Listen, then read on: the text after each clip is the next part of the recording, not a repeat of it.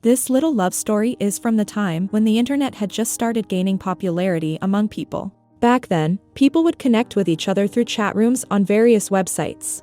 Everyone had a unique ID name, and that's how they communicated with others. In this story, two people from the same city become great friends online. They don't know anything about each other and aren't interested in finding out either. They simply share their heartfelt thoughts. The story begins in Manhattan, where a girl named Kathleen runs a children's bookstore. This bookstore once belonged to her mother, who has now passed away. Kathleen's life is going well, her bookstore thrives, and children love visiting it as she often tells them stories. She also has a boyfriend. This was the time when the internet had just emerged among common people. Many websites allow people to chat and connect with strangers, each using their unique ID. One day, Kathleen connects with a guy named Joe through a chat room. They enjoy each other's conversations and become online friends. During their chats, they agree not to ask for each other's real names or personal details. They only know they both live in Manhattan and are over 30. Despite often passing by each other in the city, either realizes they are the same online friends. Joe's full name is Joe Fox, and his family owns a famous bookstore chain called Fox Books, known nationwide. Joe is sharp in business and often opens large stores near small bookshops, offering significant discounts. Joe also runs a cafe, which often forces nearby competitors to shut down. His next target is to open a large bookstore right across from Kathleen's bookstore. Construction begins, and when Kathleen's employees see this, they become extremely worried. They tell Kathleen that if a big bookstore opens nearby, they'll have to close down because they can't compete. However, Kathleen remains confident, believing her mother's long-established bookstore has loyal customers and won't be affected. Despite her confidence, her employees' concerns start to trouble her. That evening, when she returns home, her boyfriend is busy working on his typewriter. The constant noise irritates her, leading to an argument. But Kathleen, being kind-hearted, quickly realizes she was wrong and apologizes. She's a caring person who always considers others' feelings. Meanwhile, Joe is also unhappy with many things about his girlfriend, but he chooses to ignore them. Joe's father has been married 4 times, and his father's youngest children want Joe to take them out. Joe suggests a movie, but they insist on going to Kathleen's bookstore for a storytelling session. Although Joe doesn't want to visit Kathleen's store, knowing his own bookstore will soon open nearby, he gives in to the kids' demands. At the bookstore, Joe meets Kathleen for the first time. Neither of them knows they are online friends. Kathleen greets him warmly and asks his name. Joe shares his first name but avoids revealing his last name since Kathleen keeps criticizing the soon-to-open Fox Books.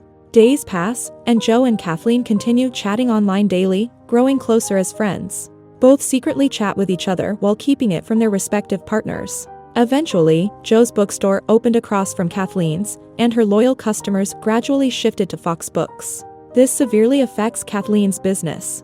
Despite trying various ways to keep her bookstore running as before, nothing works. Eventually, she realizes that sooner or later, she will have to close her mother's bookstore, which leaves her feeling distressed. One day, she attends a party with her boyfriend, where Joe is also present. Seeing Kathleen, Joe tries to hide, not wanting to face her.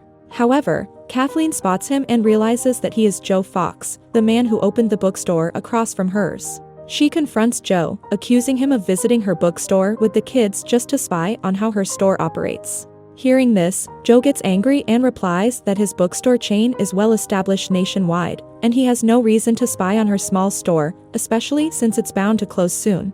As they argue, their partners arrive. Coincidentally, Joe's girlfriend turns out to be a huge fan of Kathleen's boyfriend, who is a writer.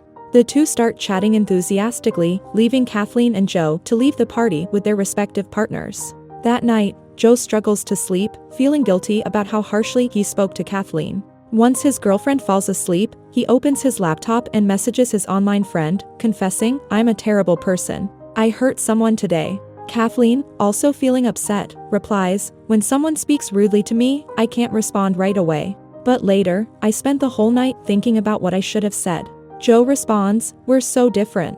Why don't you give me your kindness, and I'll give you my boldness in return?" After sharing their feelings, they both feel relieved. Over time, their bond deepens, and they become even closer friends.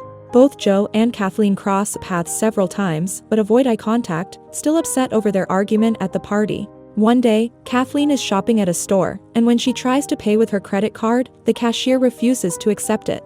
Joe notices this, approaches her, and sweet talks the cashier into accepting the card.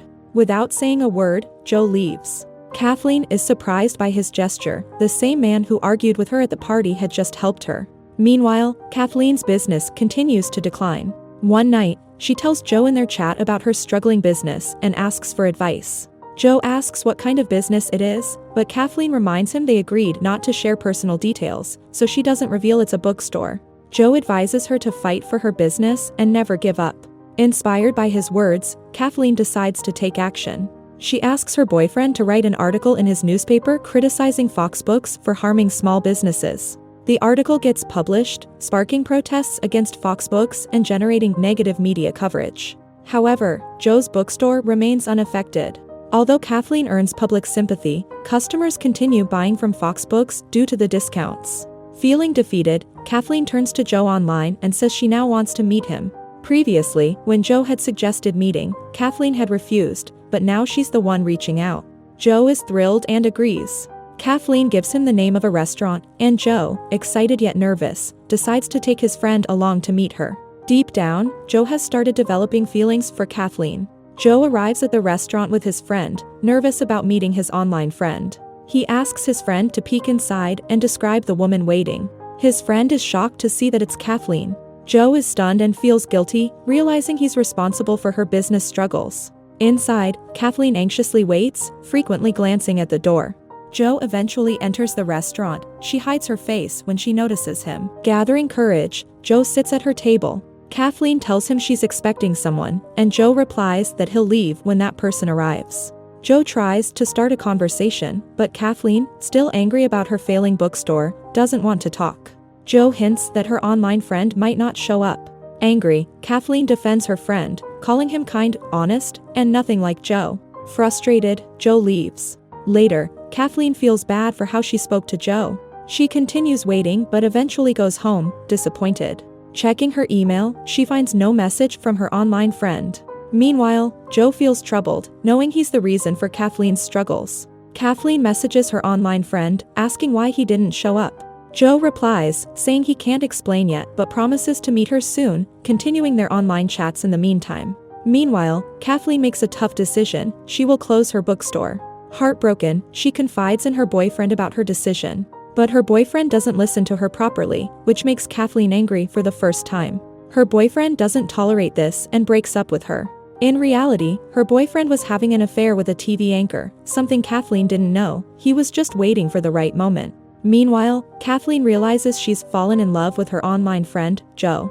Both relationships end, bringing relief to everyone involved. Joe gets stuck in an elevator with his girlfriend, who's more concerned about her makeup than his feelings. This makes Joe realize she's not right for him, and they break up too. Joe also realizes he's in love with his online friend, Kathleen. Kathleen holds a clearance sale at her bookstore, selling all her books at a 40% discount. The store, once her mother's, held sentimental value, making Kathleen very emotional. She isolates herself at home for days. One day, Joe visits her. Though Kathleen initially refuses to open the door, she eventually does when Joe insists. He brings her favorite flowers and apologizes for causing her bookstore's closure. Joe asks if her online friend showed up that night at the restaurant. Kathleen explains he didn't and admits she knows nothing about him. Joe suggests she should ask her online friend to meet again, saying life is too short. Kathleen agrees and messages her online friend that night, expressing her desire to meet. Her friend replies, saying he's busy with a project but will meet her soon. The next day, Joe visits Kathleen again and asks if she messaged her friend. She says yes, and adds they'll meet soon. Joe warns her that her friend might be making excuses or could even be married. This unsettles Kathleen, and she asks her online friend if he's married during their next chat. He doesn't reply.